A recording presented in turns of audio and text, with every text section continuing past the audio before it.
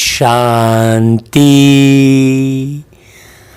आज प्यारे बाबा की वाणी को हम हूबहू चलाएंगे जैसा बाबा ने बोला है, उसका भावार्थ स्पष्ट नहीं करेंगे।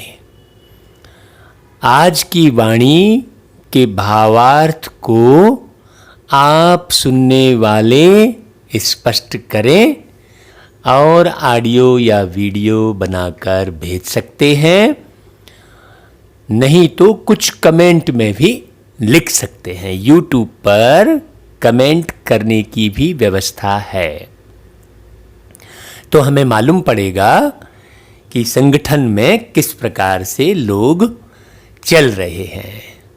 दूसरा, यदि आप भावार्थ स्पष्ट नहीं करना चाहते हैं, हम आज वाणी जैसी है वैसी ही चला रहे हैं, तो जहाँ पर आपको भावार्थ स्पष्ट करने की बात सुनने की आवश्यकता है, तो आप उस पॉइंट को भी कमेंट कर सकते हैं, उसका अर्थ पूछ सकते हैं जहाँ आपको उसका अर्थ समझ में नहीं आ रहा है। वास्तव में बाबा के दिल तख्त नशीन बच्चे ही सतयुग के राज्य तख्त नशीन बनते हैं। तो दिल तख्त नशीन का मतलब क्या हुआ कि बाबा जो वाणी चला रहे हैं, उस वाणी को चलाते समय बाबा के दिल में कौन से भाव हैं, उन भावों को भावार्थ के द्वारा ही समझा जा सकता है। किसी के दिल के भावों को समझकर यदि हम उसके अनुसार पुरुषार्थ करते हैं, तो वो व्यक्ति बहुत खुश हो जाता है कि अरे वाह, आपने तो हमारे दिल की बात जान ली। ऐसा वो व्यक्ति खुश हो जाता है, वो आपकी योग्यता का कायल हो जाता है। ऐसे ही प्यार के सागर बाबा हमारे आपकी तरह एक व्यक्ति ही हैं, बस फर्क इतना है कि वो अपना शरीर नहीं लेते, दूसरे के तन का आधार लेकर बात करते हैं, और हम 9 माह गर्भ में रहकर अपना शरीर तैयार करते हैं और कई वर्ष तक एक शरीर में रहते हैं। प्यारे बाबा कई वर्ष तक एक शरीर में रहे ऐसा नहीं है। जिनका तन लिया है उनके तन में भी वो पूरे समय नहीं रहते हैं। जब बच्चों को कुछ डायरेक्शन देना होता है, कुछ बातें करनी होती है, बच्चों को देखना होता है, तो वो उस तन का आधार लेते हैं और बात करते हैं और फिर चले जाते हैं। माना परमानेंट एक तन में बाबा कभी नहीं रहते, सदा के लिए नहीं रहते हैं कि किसी तन में परमात्मा बाबा सदा के लिए बैठे हैं, हमेशा उनके तन में ही बैठे हैं, ऐसा नहीं है। बाबा हरेक बच्चे के पास जाते हैं और उनको टचिंग देते हैं। जो बच्चा बाबा के दिल की बातों को समझने का प्रयास करता है, उस बच्चे के पास बाबा जरूर जाते हैं, क्योंकि बाबा का दिल उन बच्चों पर आ जाता है। तो चलते हैं, आज की मुरली बाबा की हम सुनते हैं। बाबा कहते हैं, मीठे बच्चे, तुम्हें देवता बनना है, इसीलिए माया के अवगुणों का त्याग करो। गुस्सा करना, मारना, तंग करना, बुरा काम करना, चोरी चकारी करना, यह सब महापाप है ना। माया के अवगुण कौन से बताए? गुस्सा करना, मारना, तंग करना, ये सब माया के अवगुण हैं। प्रश्न, इस ज्ञान में कौन से बच्चे तीखे जा सकते हैं? घाटा किन्हें पड़ता है? उत्तर है, जिन्हें अपना पोता मेल रखना आता है, वह इस ज्ञान में बहुत तीखे जा सकते हैं। और घाटा उनको पड़ता है जो देही अभिमानी नहीं रहते। बाबा कहते, व्यापारी लोगों को पोता मेल निकालने की आदत होती है, वह यहां भी तीखे जा सकते हैं। बहुत ध्यान से मुरली सुनना, बाबा की नजर किन पर पड़ी है। फिर गीत बाबा ने बजवाया था, मुखड़ा देख ले प्राणी जरा दर्पण में, ओ देख ले कितना पुण्य है, कितना पाप तेरे जीवन में, देख ले दर्पण में, मुखड़ा देख ले प्राणी। कभी तो पल भर सोच ले प्राणी,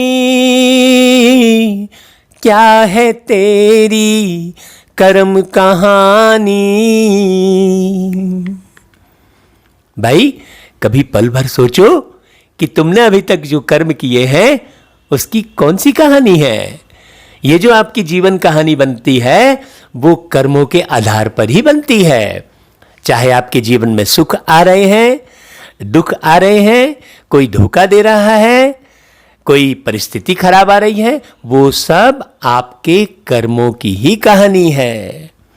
तो कभी तो पल भर सोच ले प्राणी, क्या है तेरी कर्म कहानी। यहां पर इस गीत में एक बात और समझ में आती है कि हमें अपनी कहानी ही देखनी चाहिए, लेकिन हम हमेशा दूसरों की कहानी देखते हैं, और अगर किसी की जीवन कहानी बिगड़ी है तो उसकी हंसी उड़ाते हैं। तो यहां पर जो गीत में सुनाया गया है कि कभी तो पल भर सोच ले प्राणी, क्या है तेरी कर्म कहानी। पता लगा ले, पता लगा ले, पड़े हैं कितने दाग तेरे दामन में, देख ले दर्पण में। अब आपका दामन कौन सा है और दाग कौन सा लगा है। दामन अर्थात कोई आप जो वस्त्र पहन रहे हैं या साड़ी पहन रहे हैं वो आपका दामन नहीं है। दामन है आपकी बुद्धि, आपका मन। दामन, उस मन में पता लगा लो कि कितने दाग हैं, अर्थात कितने विषय विकार चिपके हुए हैं मन में। पता लगा ले, पड़े हैं कितने दाग तेरे दामन में, देख ले दर्पण में। तो अभी तो वो दर्पण मिला नहीं आज तक। अब बाबा ये जो मुरली सुना रहे हैं यही दर्पण है। बाबा स्पष्ट दिखा रहे हैं, इसे बहुत गौर से देखना है। जैसे दर्पण में हम पूरी तरह एकाग्र होकर केवल स्वयं को देखते हैं, उसी प्रकार मुरली में आप स्वयं को देखते रहें हमेशा, और जांचते रहें और सुधार करते रहें। खुद को धोखा दे मत बंदे, अच्छे न होते कपट के धंधे।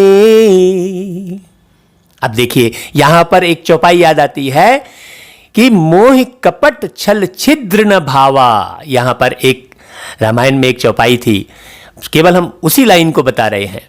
माने भगवान को कपट, छल और छिद्र न भावा कहा है। मतलब जो व्यक्ति अपने मन में छेद रखता है, कपट रखता है, छल रखता है, वो भगवान को बिल्कुल पसंद नहीं है।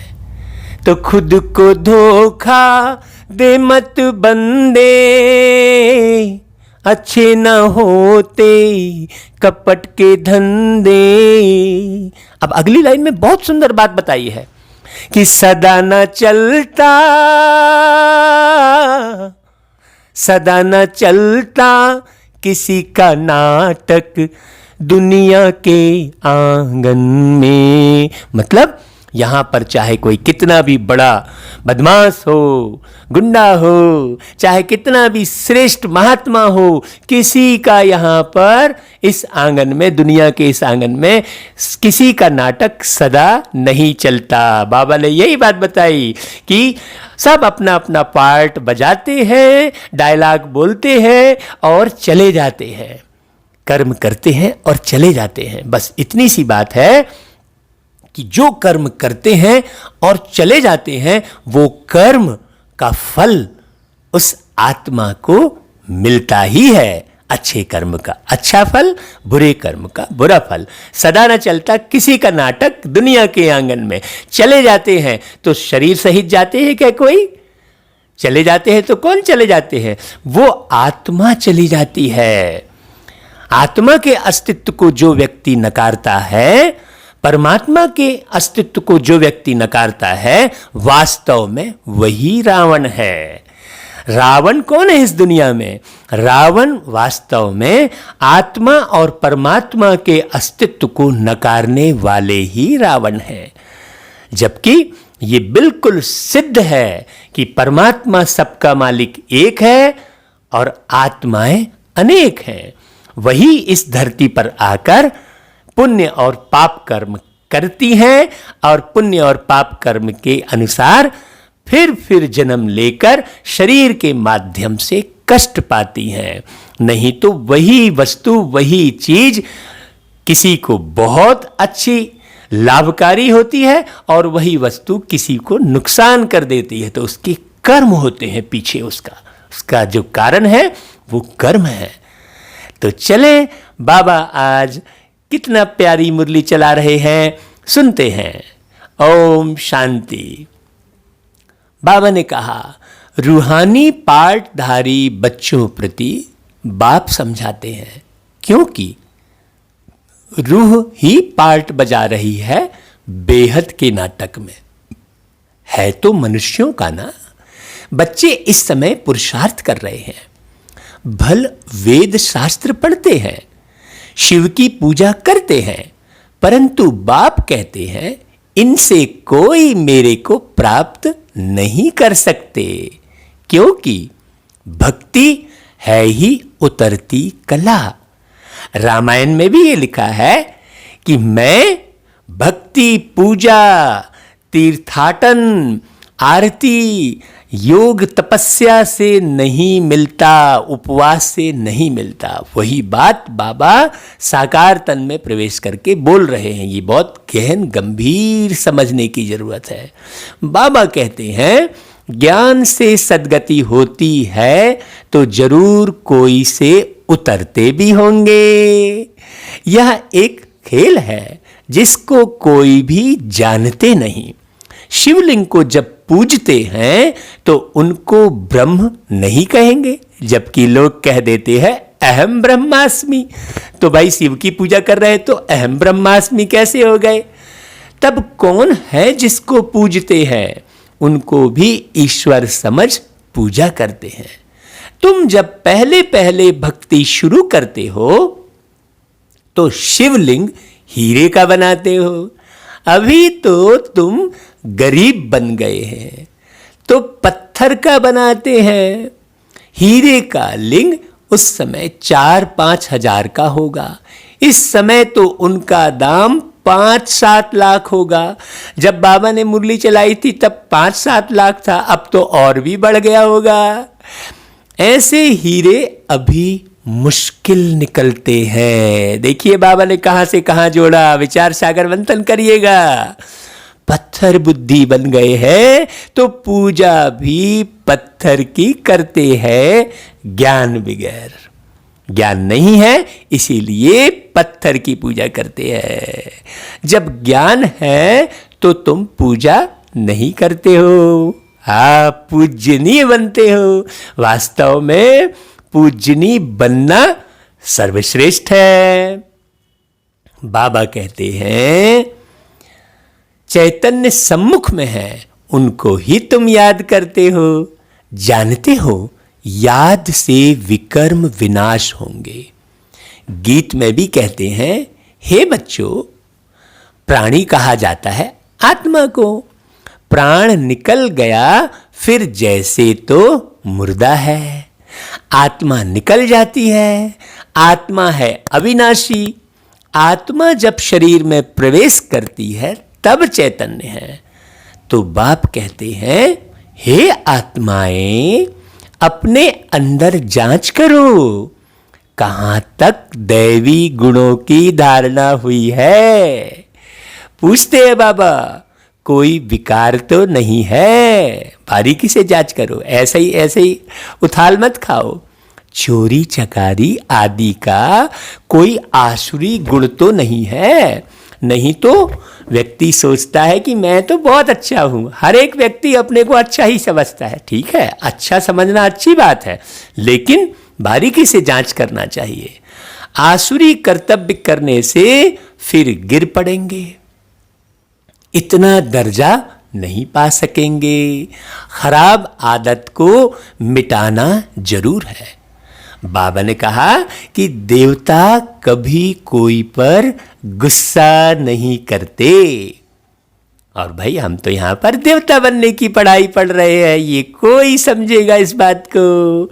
यहां असुरों द्वारा कितनी मारे खाते हैं, क्योंकि तुम देवी संप्रदाय बनते हो तो माया कितनी दुश्मन बन पड़ती है। वही मैंने कहा ना कि आत्मा और परमात्मा के अस्तित्व को जो नकारते हैं वही रावण है साकार में। तो बाबा कहते हैं, आसुरी कर्तव्य करने से फिर गिर पड़ेंगे। माया के अवगुण काम करते हैं। मारना, तंग करना, बुरा काम करना, यह सब पाप है। तुम बच्चों को तो बहुत बहुत शुद्ध रहना चाहिए। चोरी चकारी आदि करना तो महान पाप है। बाप से तुम प्रतिज्ञा करते आए हो, बाबा मेरा तो आप एक दूसरा ना कोई। भक्ति में भी ऐसा ही कहते थे, मेरो तो गिरधर गोपाल दूसरो ना कोई, ऐसा कह देते थे। हम आपको ही याद करेंगे। भक्ति मार्ग में भल गाते हैं, परंतु उनको पता नहीं है कि याद से क्या होता है। वह तो बाप को जानते ही नहीं। एक तरफ कहते हैं नाम रूप से न्यारा है, दूसरी तरफ फिर शिवलिंग की पूजा करते हैं। तुमको अच्छी रीति समझकर, माने भावार्थ आज आपको निकालना है, अच्छी रीति समझकर फिर समझाना है। तो आप वीडियो और ऑडियो बनाकर भेज सकते हैं, तो सब उस वीडियो ऑडियो का फायदा लेंगे और आपके भाग्य बनेंगे।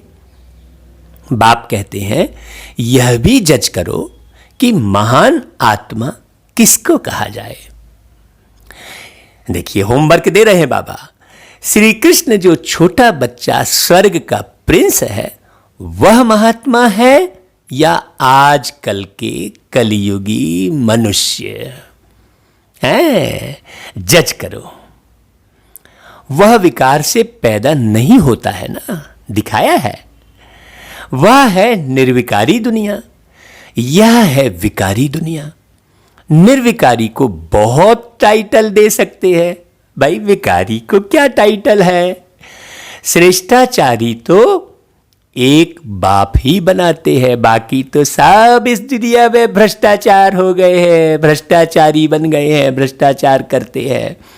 तो कोई भ्रष्टाचारी किसी को श्रेष्ठाचारी थोड़ी बना सकता है। तो बाबा कहते हैं, वह है सबसे ऊंचते ऊंच और सब मनुष्य पाटधारी हैं। तो पाठ में जरूर आना पड़े। सतयुग है श्रेष्ठ मनुष्यों की दुनिया। वहां पर जानवर आदि भी सब श्रेष्ठ हैं, क्योंकि वहां माया रावण ही नहीं। वहां ऐसे कोई तमोगुणी जानवर भी नहीं होते। तुमको मालूम है, मोर डेल है, वह विकार से बच्चा पैदा नहीं करते। उनको आंसू गिरता है उसे डेल धारण करती है। नेशनल बर्ड कहते हैं। सतयुग में भी विकार का नाम नहीं। मोर का पंख, पहला नंबर जो विश्व का प्रिंस है श्री कृष्ण, उनके माथे में लगाते हैं। हाँ, ये सब विचार सागर मंथन करने की बात है भाई। आज हम अर्थ नहीं बता रहे हैं, आप एक एक लाइन का अर्थ विचार कीजिएगा। हाँ, बाबा कहते हैं कोई तो रहस्य होगा ना। अब उस रहस्य को आप विचार सागर मंथन करके निकालिए। राज का मतलब होता है रहस्य। आप राजयोग सीख रहे हैं तो रहस्यों को निकालने का पुरुषार्थ करना ही योग है। आगे सुनते हैं। तो यह सब बातें बाप रिफाइन कर समझाते हैं। वहां बच्चे कैसे पैदा होते हैं सतयुग में, वह तो तुम जानते हो। वहां विकार होते नहीं। अब इस बात को कोई मानता ही नहीं है बाहर दुनिया में। तो हम तो पूरा अनुभव कर चुके हैं भाई। इसी अनुभव को प्राप्त करना है, तभी सतयुग में जा सकेंगे। इसकी पूरी डिटेल समझ में आनी चाहिए। देखिए आज बाबा कितनी स्पष्ट बात कर रहे हैं। बाप कहते हैं तुमको देवता बनाते हैं तो अपनी जांच पूरी करो। मेहनत बिगर विश्व का मालिक थोड़े ही बन सकेंगे।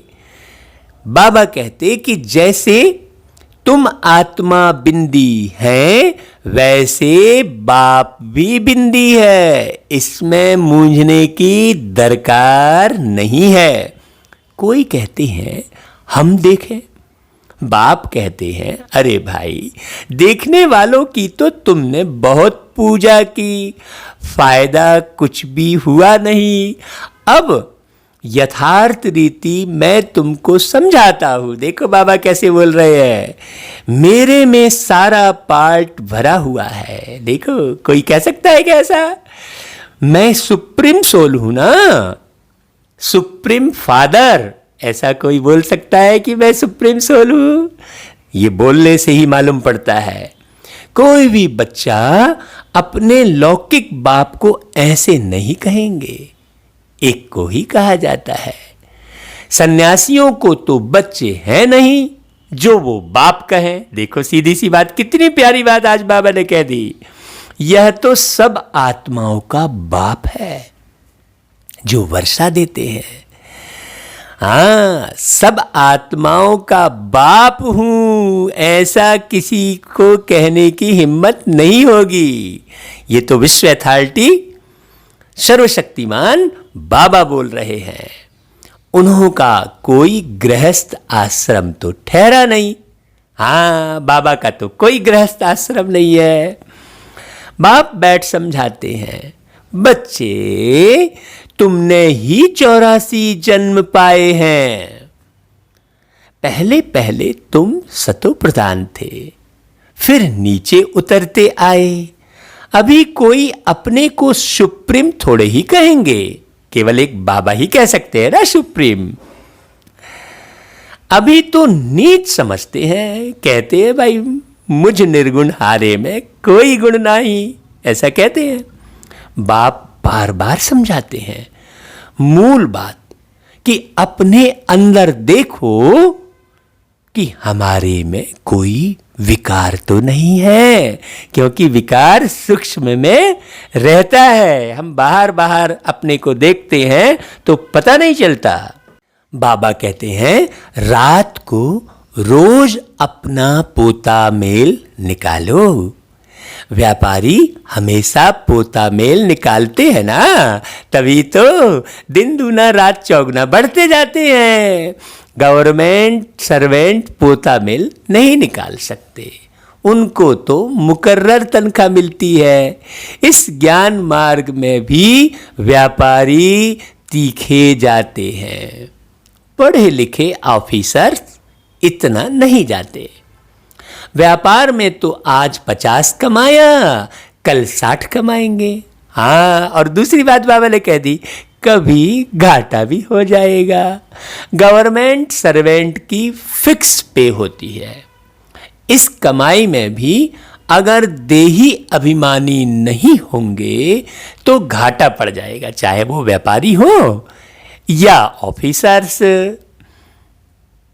घाटा पड़ जाएगा। बाबा कहते हैं माताएं तो व्यापार नहीं करती, उनके लिए फिर और ही सहज है, और कन्याओं के लिए तो और भी सहज है, क्योंकि माताओं को तो सीढ़ी उतरनी पड़ती है।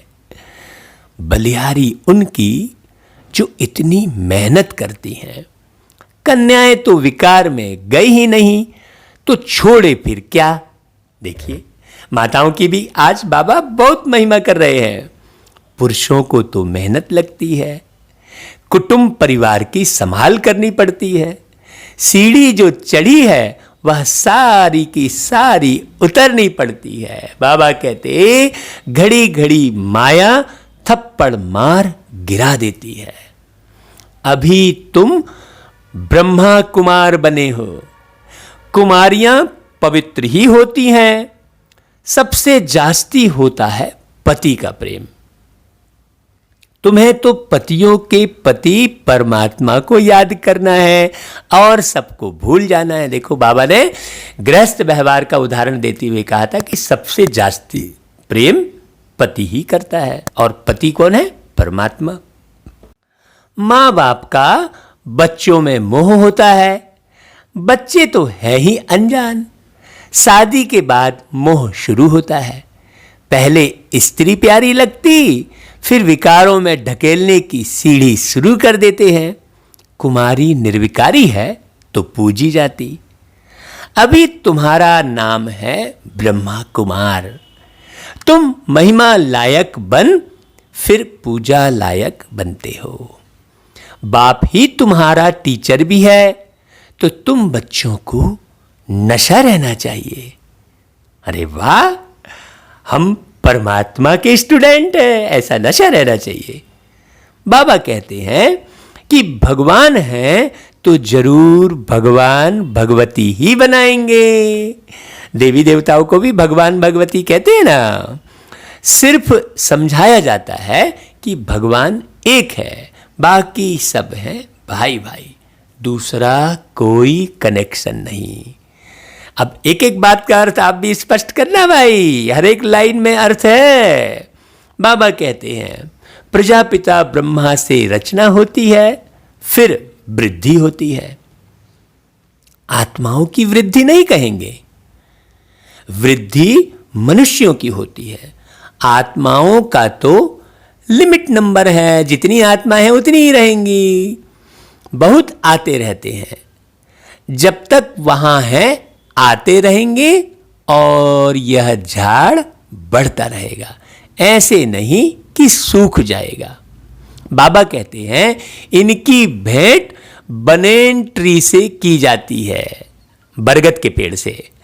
फाउंडेशन है नहीं। हाँ, कलकत्ता में एक बरगद का पेड़ है जिसका फाउंडेशन पूरा सड़ गया है, और वो झाड़ टिका है किस पर? जो बेल निकलती है उस पर। बाकी सारा झाड़ खड़ा है।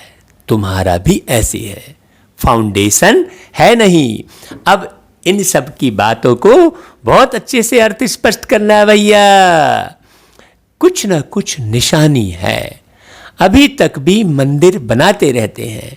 मनुष्यों को थोड़े ही पता है कि देवताओं का राज्य कब था, फिर कहाँ गया भाई वो राज्य। यह नॉलेज तुम ब्राह्मणों को है, और हम ब्राह्मणों को कौन दे रहे हैं नॉलेज? प्यारे प्यारे शिव बाबा। मनुष्यों को यह मालूम नहीं कि परमात्मा का स्वरूप तो बिंदी है। गीता में लिख दिया है कि वह अखंड ज्योति स्वरूप है।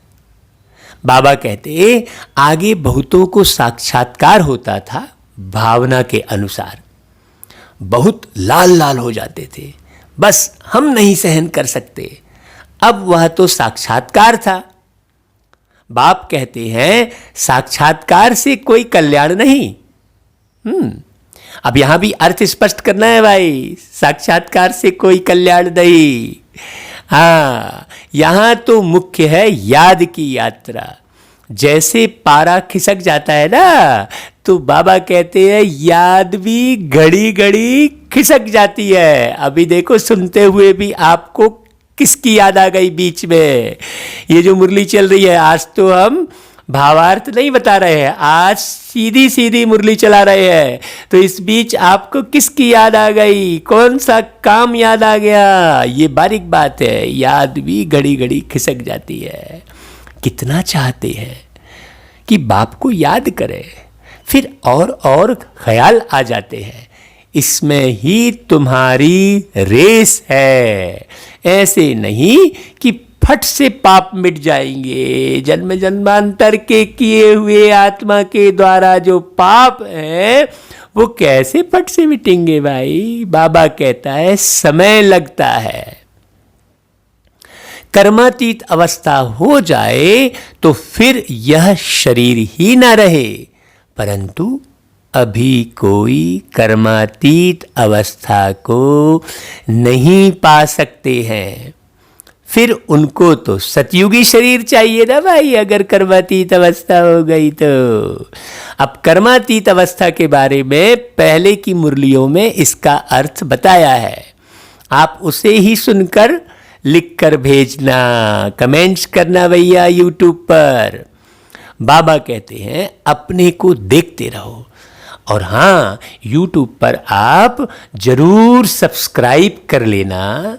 बेल आइकन पर क्लिक करके जो ऑल होता है उस पर क्लिक करेंगे तो आपको बैठे बिठाए आपके मोबाइल पर नोटिफिकेशन मिल जाएगा। तो व्हाट्सएप का आपको इंतजार नहीं करना पड़ेगा, व्हाट्सएप की लिंक का। अभी हम देख रहे हैं कि व्हाट्सएप के द्वारा ही जो हम लिंक भेजते हैं उसे ही लोग देख रहे हैं, और बेल आइकन पर क्लिक नहीं किया है, ऑल पर क्लिक नहीं किया है, तो व्हाट्सएप के द्वारा ही ज़्यादा लोग देख रहे हैं। आप सब्सक्राइब का बटन दबाइए, जो नीचे लाल रंग का सब्सक्राइब लिखा हुआ है, लाल रंग की पट्टी पर। तो बाबा कहते हैं कि हमसे कोई बुरा काम तो नहीं होता है, ऐसे अपने को देखते रहो। पोता मेल जरूर रखना है। ऐसे व्यापारी झट साहूकार बन जाते हैं जो पोता मेल रखते हैं। बाप के पास जो नॉलेज है वह तो बाप दे रहे हैं। बाप कहते हैं मुझ आत्मा में यह ज्ञान नूंधा हुआ है। देखो, बाबा अपनी भी बड़ाई नहीं कर रहे हैं, नूंधा हुआ कह दे रहे हैं। हूबहू तुमको वही बोलेंगे जो कल्प पहले ज्ञान दिया था। देखो, बाबा ने अपने से ऊंचा ड्रामा को कह दिया, जबकि ऊंचते ऊंच तो प्यारे बाबा हैं। ऐसा कहकर बाबा हम बच्चों को भी निरहंकारी बनाते हैं। बच्चों को ही समझाएंगे, और क्या जाने, जो भाई बच्चे बनेंगे वही समझेंगे। तुम इस सृष्टि चक्र को जानते हो, इसमें सब एक्टर्स का पार्ट नूंधा हुआ है, बदल सदल नहीं सकता, ना कोई छुटकारा पा सकता। कोई कहे कि मुझे मुक्ति मिल जाए, ऐसा नहीं होगा। हाँ, बाकी समय वो परम धाम में रहते हैं, तो उसे भले मुक्ति कह दिए। तुम तो ऑलराउंड हो, 84 जन्म लेते हो, बाकी सब अपने घर में होंगे जब तुम नीचे यहां पार्ट बजाते होंगे, फिर पिछाड़ी में आते हैं, लेकिन आना तो पड़ता ही है ना।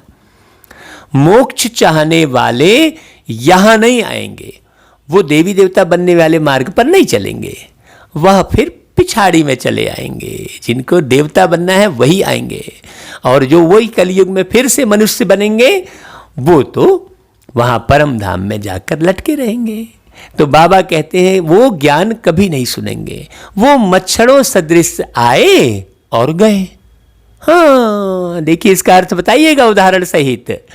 तुम तो ड्रामा अनुसार पढ़ते हो, जानते हो, बाबा ने 5000 वर्ष पहले भी ऐसे राजयोग सिखाया था। तुम फिर औरों को समझाते हो कि शिव बाबा ऐसे कहते हैं। अभी तुम जानते हो हम कितने ऊंच थे।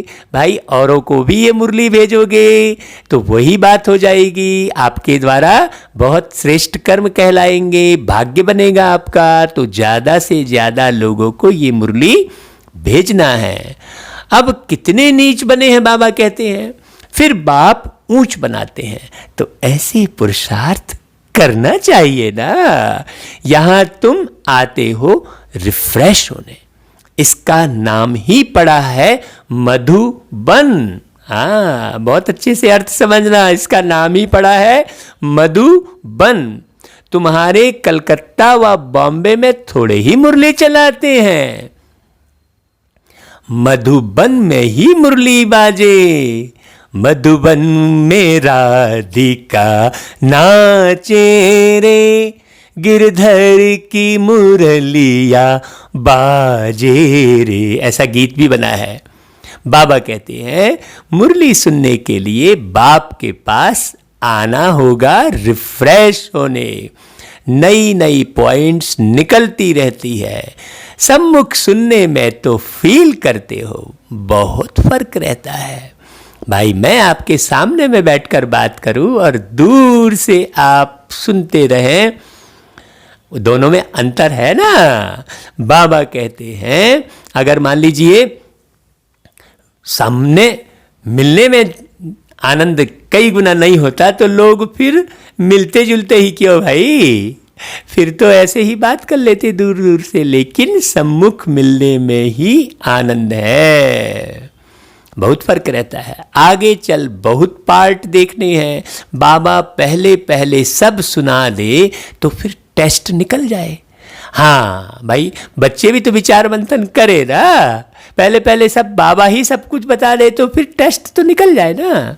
बाबा कहते हैं आहिस्ते आहिस्ते इमर्ज होता जाता है, एक सेकंड ना मिले दूसरे से। बाप आए हैं रूहानी सेवा करने, तो बच्चों का भी फर्ज है रूहानी सेवा करना। ज़्यादा से ज़्यादा ये मुरली सब तरफ भेजना, सबको जोड़ना, सुनने के लिए प्रेरित करना। अभी तो घर से निकलने का जो है वो टाइम नहीं है, तो क्यों ना हम इस सोशल मीडिया का उपयोग ज़्यादा से ज़्यादा कर ले, क्योंकि आने वाले समय में ये भी नहीं रहने वाला है। बाबा कहते हैं क्योंकि जब संकल्पों से हम सिद्ध हो जाएंगे तो फिर इसकी आवश्यकता ही नहीं पड़ेगी। संकल्प पहुंच जाएंगे लोगों के पास और वो आ जाएगा फट से, वैसी विमान होगी जो सेकंड में माने कहीं से कहीं पहुंचाएगी। संकल्पों की गति से चलेगी वो विमान। देखिए इतना रिफाइंड साइंस होगा। बाबा ऐसी दुनिया बना रहा है। शुक्रिया बाबा। बाबा कहते हैं बाप को याद करो। भाई कम से कम लोगों को यह तो बता सकते हो कि बाप को याद करो और पवित्र बनो।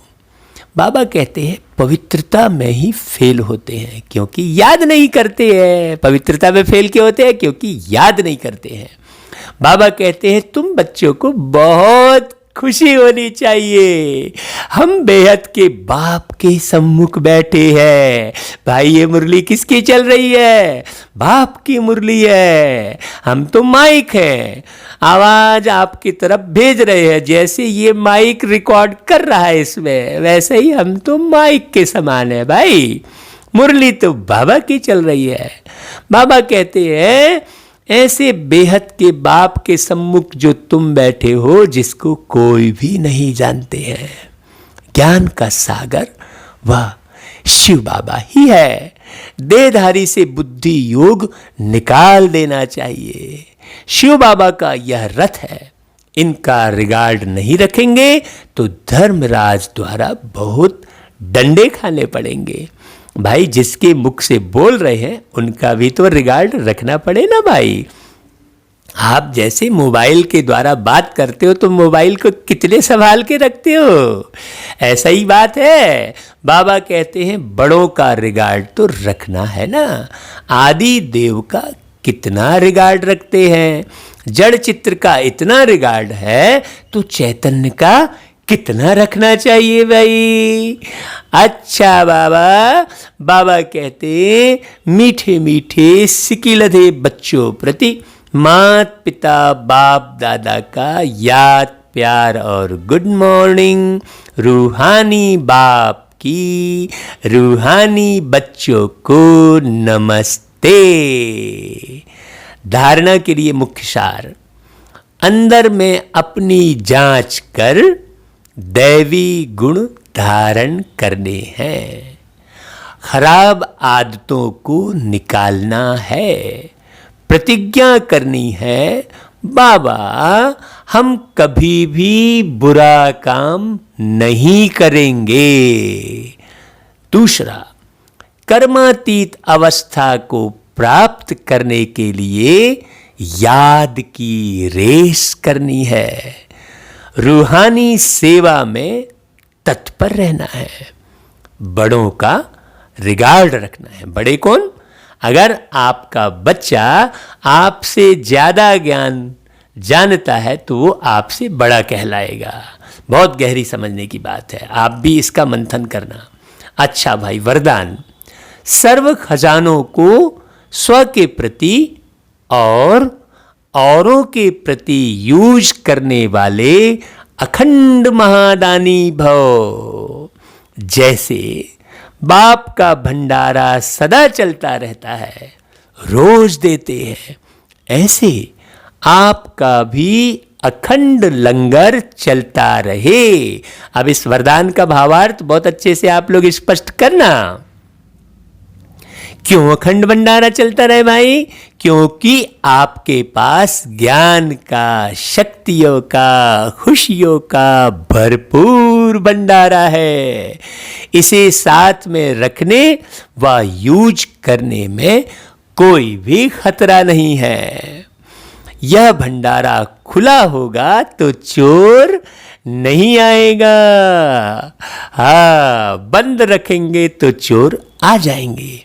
इसीलिए रोज अपने मिले हुए खजानों को देखो और स्व के प्रति और औरों के प्रति यूज करो तो अखंड महादानी बन जाएंगे। देखो, आज वरदान भी वैसे ही आ गया।